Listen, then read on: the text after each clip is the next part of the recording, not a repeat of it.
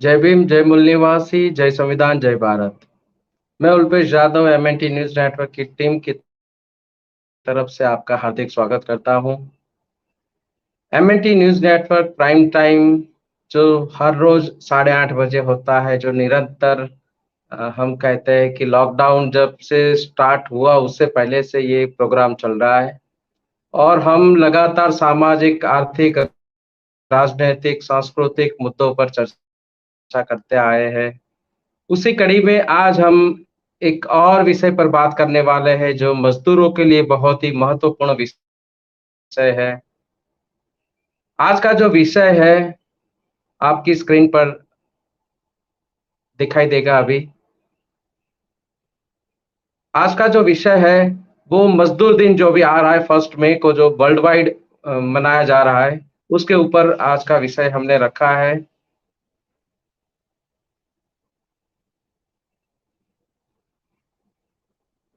विषय रखा है वो विषय है नई श्रम नीति और असंगठित क्षेत्र व अंतर्राष्ट्रीय मजदूर दिवस, मई दिन का महत्व।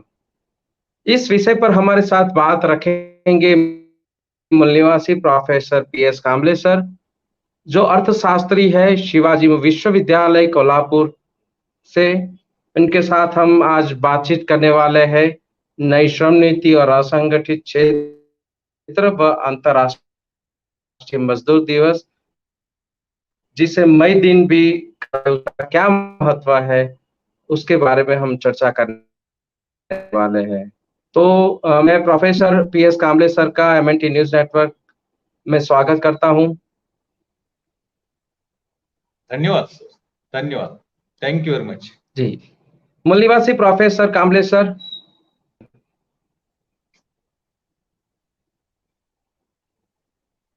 हेलो सर, मेरी हाँ आवाज पहुंच रही है सर? हाँ, बोलिए बोलिए, थोड़ी बढ़ानी चाहिए। PS Kamble sir. हाँ, यस बोलिए। ओ, जी जी जी। तो सर आज जब हम जो आज अभी 1 मई अभी आ रही है, जो अंतर्राष्ट्रीय श्रम दिवस के तौर पर मई दिन जिसको बोला जाता है के जी सर, जो हमारा हमारा आज का जो विषय है वो विषय जो हमने बात रखी है कि जो नई श्रम नीति अ, और जो अंतर्राष्ट्रीय मजदूर दिन आ रहा है, जो जिसको हम बोलते हैं लेबर डे या तो इंटरनेशनल वर्कर्स डे, जिसको मई दिन भी बोला जाता है, उसका क्या महत्व है सर? स्पेशली जो भारत जैसे जो लेबर क्लास वर्ग जिसमें बहुत ज्यादा है, उसके संदर्भ में इसका क्या महत्व है सर? इसके बारे में आप अपने विचार रखें जी। पहले जी तो सर। साउंड क्लियर है? साउंड क्लियर है क्या? कामले सर, मेरी आवाज पहुंच रही है आप हाँ, तक? पूछ रहे, मैं क्लियर हूँ क्या? साउंड क्लियर है मेरा?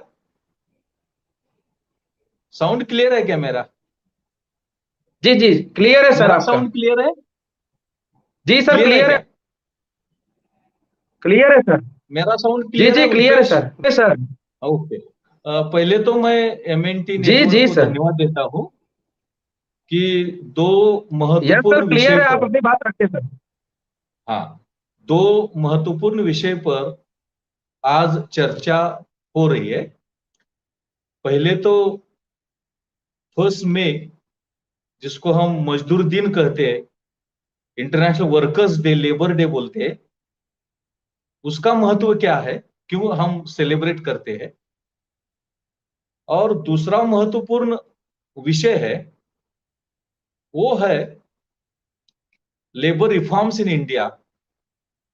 हमारे देश में कुछ लेबर सुधार, मजदूर सुधार हो रहे हैं, उसके एक्ट्स सम्मत हो गए हैं। उसमें क्या है, कामगार के लिए, मजदूर के लिए, और अंतर्राष्ट्रीय कामगार दिन के अवसर पे हम कैसे उसको एसोसिएट करेंगे कि उसका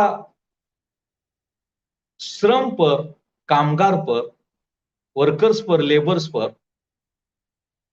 क्या प्रभाव पड़ेगा, क्या इम्पैक्ट हो जाएगा, इस 3 मुद्दे में, पॉइंट्स में हम उसका एनालिसिस करने का प्रयास करेंगे। पहले तो सभी श्रोतागण को मैं बहुत धन्यवाद देता हूं, और 1 जो अंतर्राष्ट्रीय श्रम दिन है, इंटरनेशनल वर्कर्स डे, उसके भी लिए मैं शुभकामनाएं देता हूं।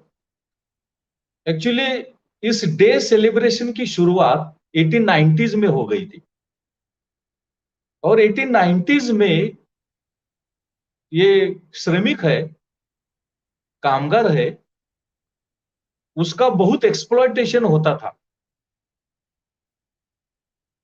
नंबर ऑफ वर्किंग आवर्स ज्यादा थे, प्रॉब्लम ऑफ सैलरी का था, सोशल सिक्योरिटी का था, और एक demand, number of working hours 8 होना चाहिए, 8 होना चाहिए। इसलिए उस दिन से ये अंतर्राष्ट्रीय मजदूर दिन सेलिब्रेट करने का शुरुआत हो गई है। उसके बाद अमेरिका में एक बहुत बढ़िया स्ट्राइक हो गया, एजिटेशन हो गया, और इस दिन से 1 मई ये अंतर्राष्ट्रीय मजदूर दिन सेलिब्रेट किया जा रहा है, सेलिब्रेट हो जा रहा है।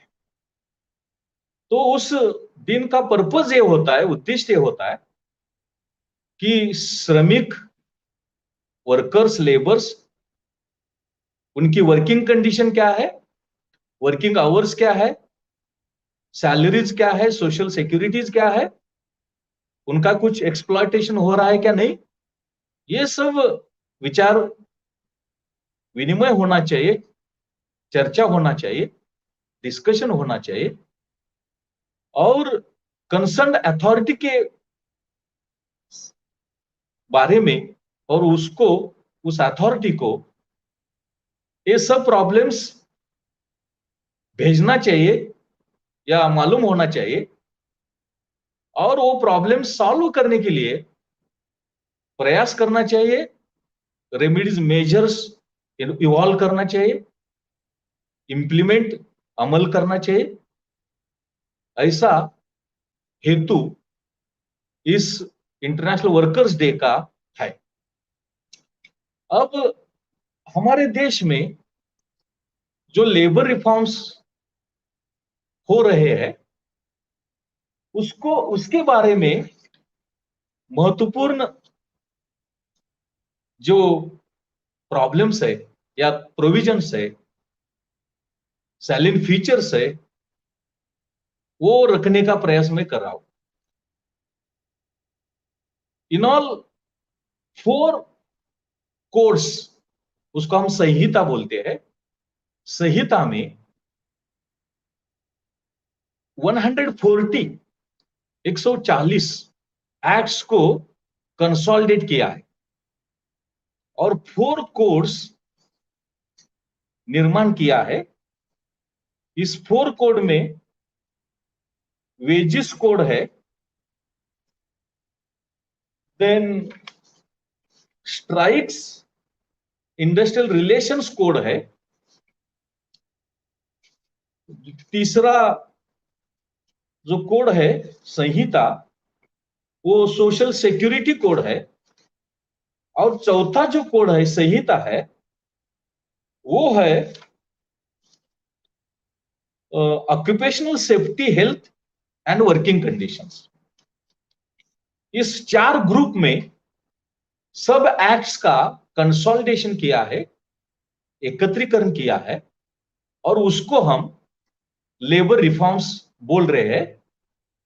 एक्चुअली 2019 में 2019 में वो आया था, लेकिन उसकी जो अप्रूवल प्रोसेस है वो 2020 में, 2020 में कंप्लीट हो गई। तो इसलिए लेबर रिफॉर्म्स 2020, श्रम सुधारना या श्रमिक सुधारना 200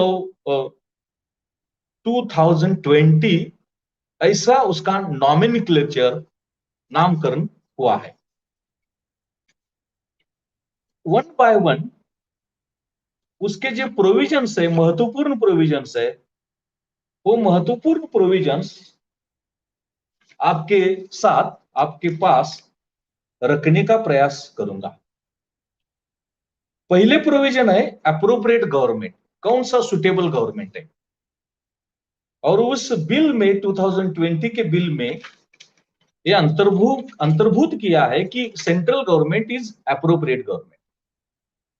उसका शेयर पब्लिक सेक्टर अंडरटेकिंग में 50% होगा या लेस देन 50% होगा, उसका कोई मतलब नहीं, लेकिन अप्रोप्रिएट गवर्नमेंट है वो सेंट्रल गवर्नमेंट है। दूसरी प्रोविजन है कि लेजिस्लेशंस को, विधि सभा को कुछ प्रोविजंस, कुछ पावर्स दिए हैं जो पावर्स पहले नहीं थे।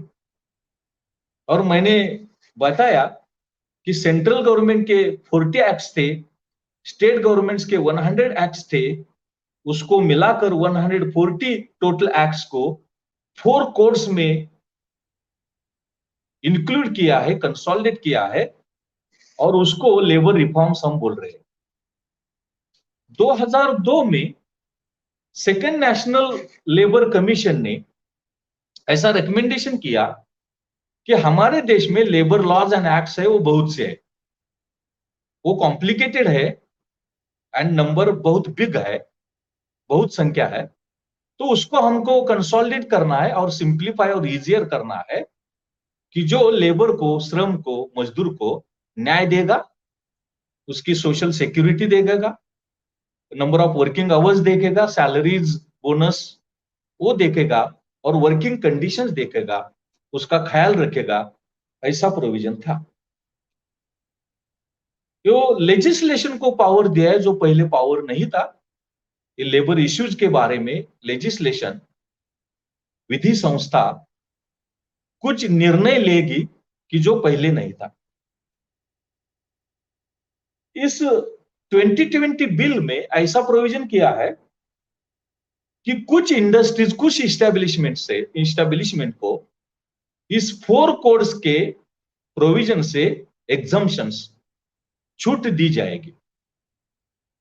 ये प्रोविजंस है, इन संहिता में वो लागू करने की कोई जरूरत नहीं।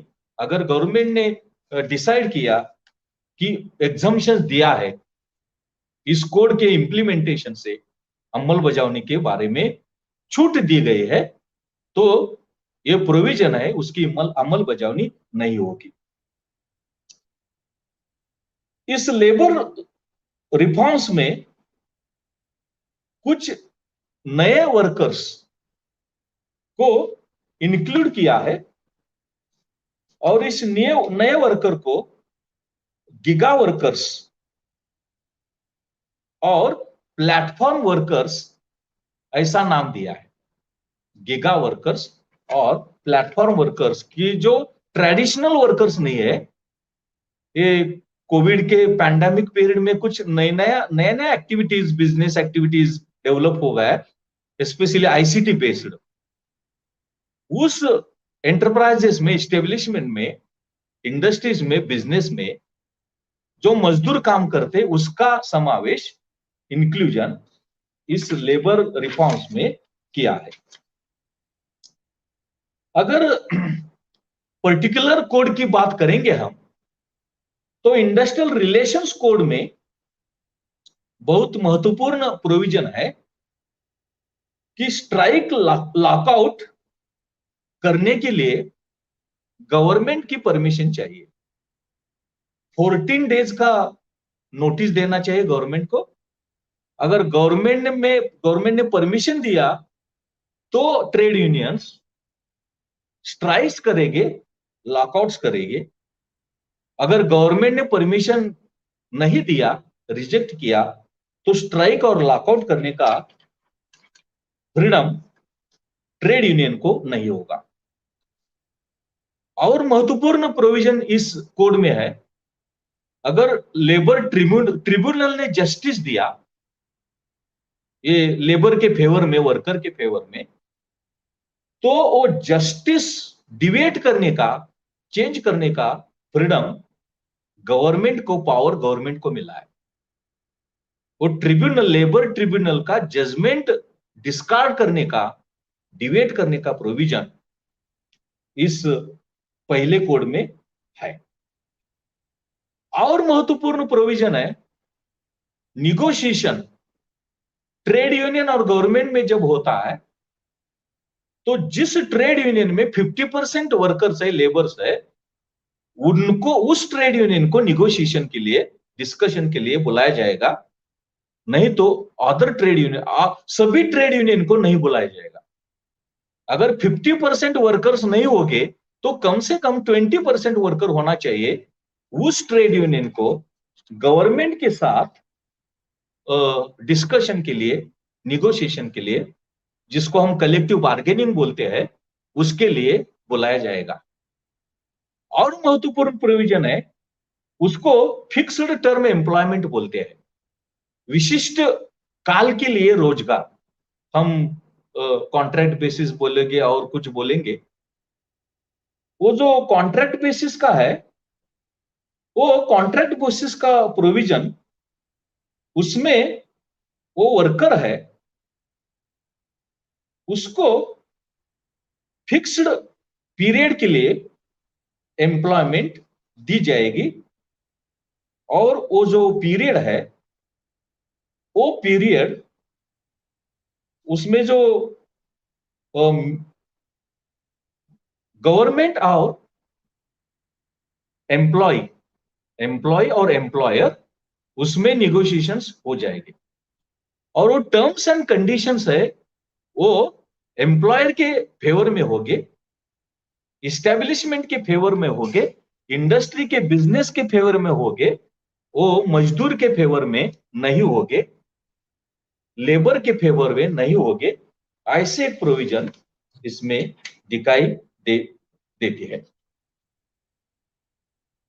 और ये जो टर्म्स है, ये कंडीशंस में, प्रोविजन में, कोई ऐसे कुछ मजदूर है, ऐसे कुछ वर्कर्स है, उनको समावेश नहीं किया है।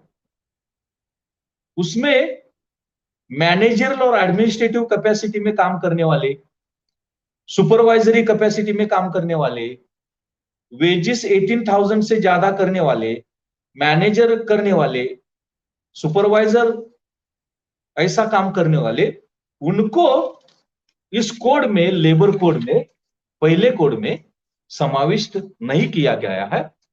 यह साफ दिखाई देता है कि लेबर का जो फ्रीडम है, ऑटोनॉम है, ट्रेड यूनियन का जो फ्रीडम है, ऑटोनॉम है, उसको संकुचित करने का, नैरोर करने का प्रयास इसमें होता है, हो जा रहा है।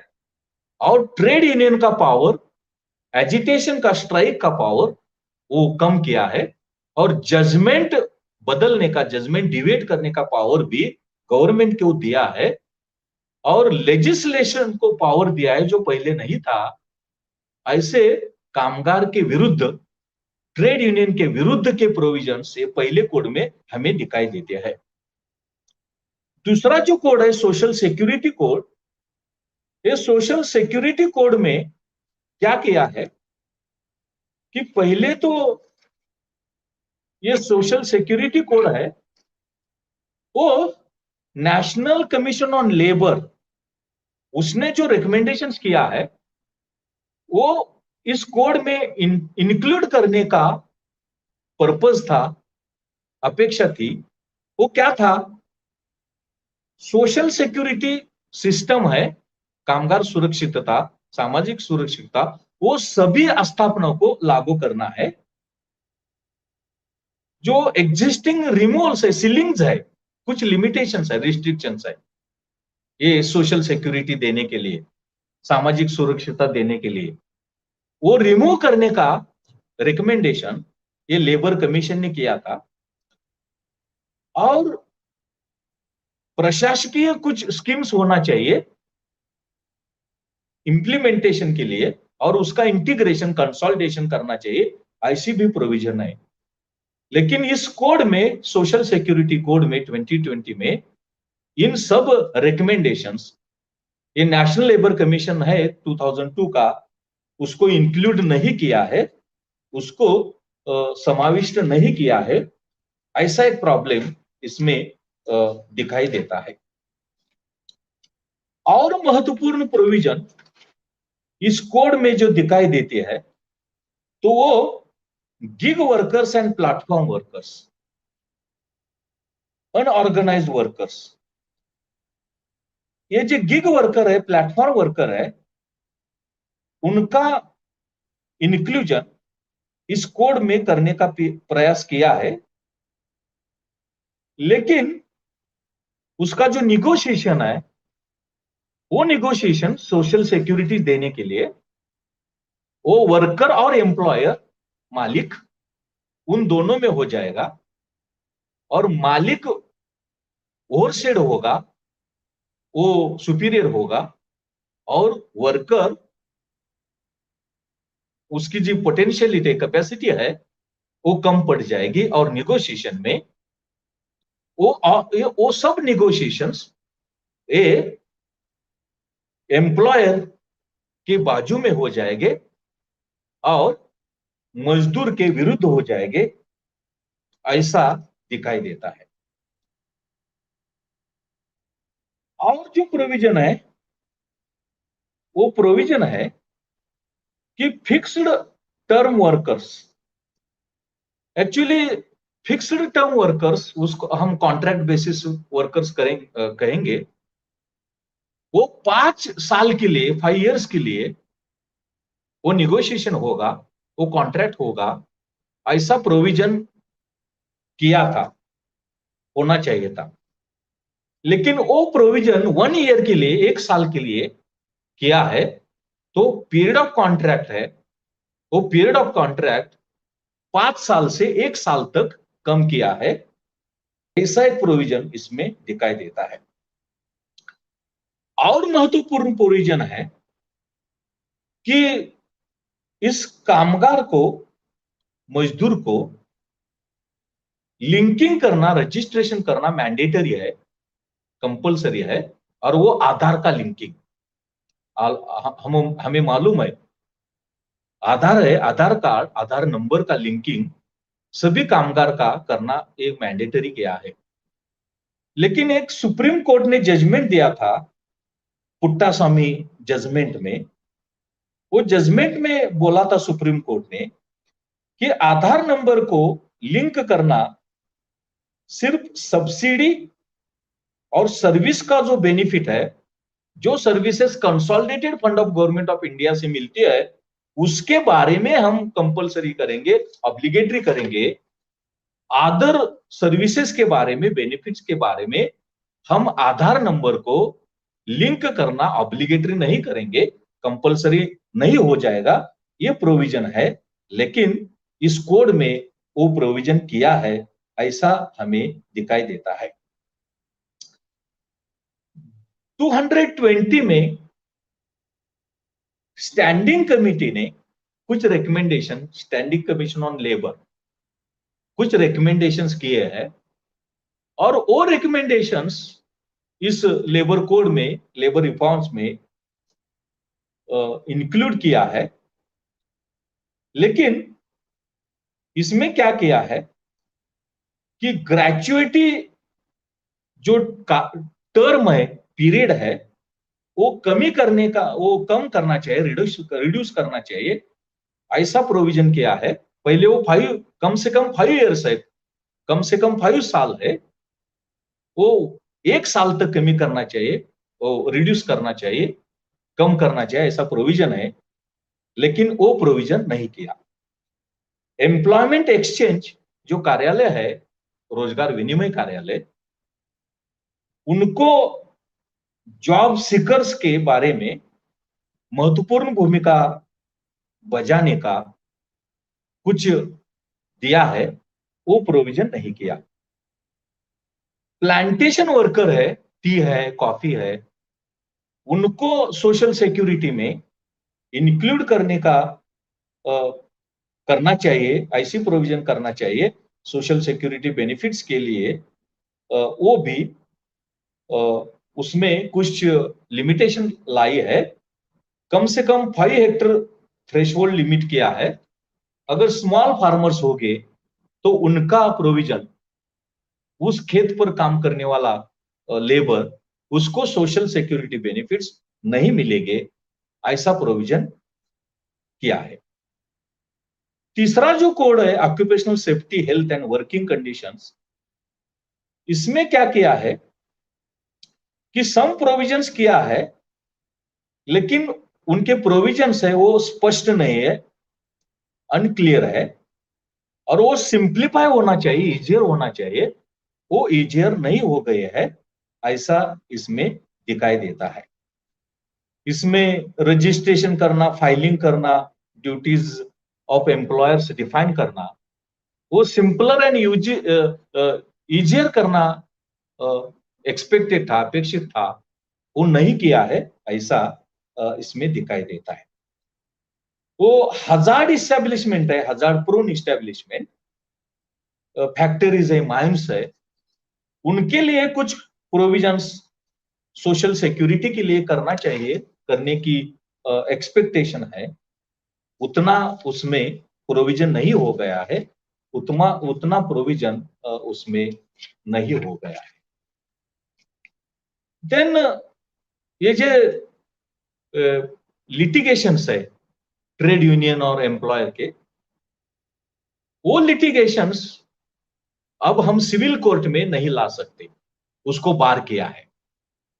और वो लिटिगेशंस के लिए एक सेपरेट इंस्टीट्यूशन सेटअप की जाएगी, उसको एडमिनिस्ट्रेटिव अपीलेट अथॉरिटी ऐसा बोला है। तो वर्कर लिटिगेशन का जो नेचर था, जुडिशियल नेचर, उसका जुडिशियल फाउंडेशन था, बैकग्राउंड था, वो कैंसल करने का, रद्दबातल करने का प्रयास इस कोड में किया है, ऐसा दिखाई देता है। और वेजिस सोशल सिक्योरिटी प्रोविजंस में बहुत से अनसर्टेनिटीज है, बहुत से इरेगुलरिटीज है, बहुत से डिस्टर्बेंसेस है, और वो सब ट्रेड यूनियन के और श्रम मजदूर के अगेंस्ट है, ऐसा दिखाई देता है। आपको मालूम होगा डॉक्टर बाबा साहब अम्बेडकर लेबर मिनिस्टर थे, और लेबर मिनिस्टर काउंसिल के गवर्नमेंट में थे 1942 टू 46, और लेबर यूनियन मिनिस्टर होने के कैपेसिटी में उन्होंने बहुत से एक्ट, लेबर एक्ट्स किए थे, minimum wages act, working hours, maternity leaves, earned leaves, number of provisions किए थे। और वो सब प्रोविजंस दिस ये 140 एक्ट्स में थे, ये सब डिस्कार्ड करने का, रद्दबातल करने का प्रयास इसमें किया है। ये सब लेबर कोड्स जो है, लेबर रिफॉर्म जो है, उस एक वन साइड पे बाबा साहब को ओवरकम करने का, डिबेट करने का प्रयास करते हैं। उनको जो प्रोविजंस है social security, women labour, earned leave, employment exchange, except number of provisions है, वो सब डिस्कार्ड करने का प्रयास इसमें दिखाई देता है। और ट्रेड यूनियन का इंपॉर्टेंस कम किया है, सोशल सिक्योरिटी बेनिफिट्स का कम किया है, और गवर्नमेंट को अननेसेसरी पावर्स लेबर वेलफेयर में करना चाहिए था, वो लेबर को सिक्योरिटी देने का, वो गवर्नमेंट का विड्रॉल ऑफ द गवर्नमेंट का प्रोविजन इसमें दिखाई देता है। तो गवर्नमेंट का रोल सोशल सिक्योरिटी देने में, इस श्रमिक को वेलफेयर बढ़ाने के में जो रोल है गवर्नमेंट का, वो कम करने का, रिड्यूस करने का प्रयास भी इसमें दिखाई देता है। और ट्रेड यूनियन स्ट्राइक एजिटेशन, वो करने के लिए गवर्नमेंट की परमिशन चाहिए। वो हम ट्रिब्यूनल, लेबर ट्रिब्यूनल में नहीं केसेस फाइल कर सकते। जजमेंट को डिवाइड करने का पावर भी गवर्नमेंट को मिला है, और लेजिस्लेटिव असेंबली को लेजिस्लेचर को भी पावर मिला है, वो पहले नहीं था। ऐसे बहुत से प्रोविजंस है, वो बहुत से प्रोविजंस ये लेबर के खिलाफ है, ट्रेड यूनियन के खिलाफ है, और वो सब लेबर वेलफेयर को डिसमेंटल करते हैं, ट्रेड यूनियन को डिसमेंटल करते हैं। और हमें तो मालूम है, हमें सब प्राइवेटाइजेशन हो रहा है, और प्राइवेटाइजेशन में वो जो पब्लिक इंडस्ट्रीज है, पब्लिक इस्टेब्लिशमेंट है, उसमें जो सोशल सिक्योरिटी है, उसमें जो ट्रेड यूनियन के जो पावर्स है, स्ट्राइक है, लॉकआउट है, ये सब कम करने का प्रयास, और सोशल सिक्योरिटी बेनिफिट्स भी कम करने का प्रयास हो रहा है। Outsourcing, giga workers, platform workers से कुछ न्यू टर्म्स आए हैं, और वो और सैलरी के बारे में, कॉन्ट्रैक्ट के बारे में भी लेबर के अगेंस्ट और ट्रेड यूनियन के अगेंस्ट का प्रोविजन इस लेबर रिफॉर्म्स में दिखाई देता है। तो मुझे तो ऐसा लगता है ये लेबर रिफॉर्म्स लेबर के अगेंस्ट, ट्रेड यूनियन के अगेंस्ट है, उसमें वर्किंग कंडीशंस में सुधारना नहीं होगी, salaries, number of working hours में सुधारना नहीं होगी। बाबा साहब ने लेडीज को नाइट में वर्किंग को लिए, काम के लिए नहीं बुलाना चाहिए, ऐसा बोला था, और वर्किंग आवर्स 8 आवर्स होना चाहिए, ऐसा भी बोला था। लेकिन इस लेबर रिफॉर्म में महिलाएं रात में भी काम पे आ सकते हैं, और उनके जो वर्किंग आवर्स है वो 12 आवर्स है, 12 घंटे है, ऐसा भी प्रोविजन किया है। वो सब प्रोविजन बाबा साहब के अगेंस्ट पहले जो 140 सेंट्रल और स्टेट एक्ट थे, उसको डिसमेंटल करने का, ओवरकम करने का प्रयास करने वाले है, ऐसा मुझे लगता है। तो ये जो रिफॉर्म्स है वो लेबर के अगेंस्ट है, वो ट्रेड यूनियन के अगेंस्ट है, लेबर के ऑटोनॉमी, ट्रेड यूनियन के ऑटोनॉमी के खिलाफ है। तो मुझे ऐसा लगता है इसमें वर्किंग कंडीशन में कुछ बदलाव, सुधारना होने के चांसेस कम है, सोशल सिक्योरिटी बेनिफिट्स मिलने के चांसेस कम है, और ट्रेड यूनियंस स्ट्राइक और लॉकआउट कर नहीं सकते, जजमेंट को डिबेट करने का भी प्रोविजन है, अधिकार, पावर है। ये सब लेबर, वर्कर्स, ट्रेड यूनियंस के खिलाफ है, एम्प्लॉयर्स इस्टेब्लिशमेंट के फेवर में, ऐसा मुझे लगता है। ओवर टू यू, आप। जी ओवर टू यू। जी सर। जी जी, हाँ, धन्यवाद बोलिए सर। बोलिए जी जी। बोलिए बोलिए। जो आपने बात रखी सर, जैसे कि रिफॉर्म रिफॉर्म की बात चल रही है, लेकिन दरअसल जो आपने बात बताई है वो ऐसा लग रहा है कि एक तरफ निजीकरण हो रहा है, चंद पूंजीपतियों के हाथों में सारी सत्ता, आर्थिक सत्ता दी जा रही है, और दूसरी ओर यहाँ पे रिफॉर्म के नाम पे उन्हीं पूंजीपतियों के हाथ में सारी सत्ता सौंपी जा रही है, और उनको कुछ रुकावट ना आए, उसके सारे प्रबंध यहाँ पर किए जा रहे हैं, ऐसा जो आपने बताया उसके हिसाब से लग रहा है हमें।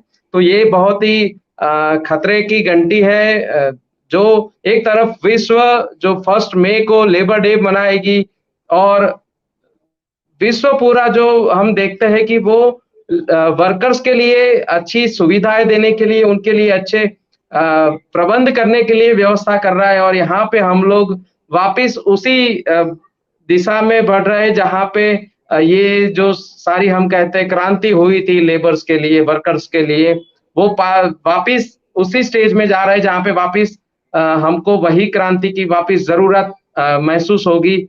तो ये कहीं ना कहीं एक तरफ से